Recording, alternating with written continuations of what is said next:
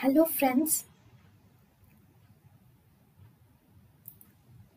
welcome to Creative Medicine. In this lecture, we will learn about Sulindac. Sulindac is also an NSAID which is sulfoxide. It is a sulfoxide prodrug. This Sulindac is eliminated in the bile. It is related structurally. It is related to diclofenac.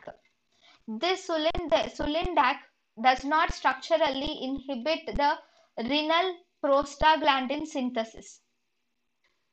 Then we have ziconotide.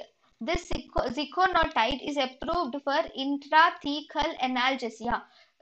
Ziconotide is approved for intrathecal analgesia, and it will block the N type of voltage gated sodium channels. It would block N type of voltage gated sodium channels. Then we have tapeticola. Tapeticola is the mu agonist and it is a noradrenaline reuptake inhibitors.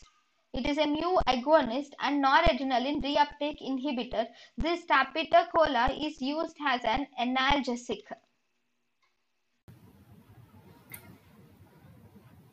thank you and thank you for watching.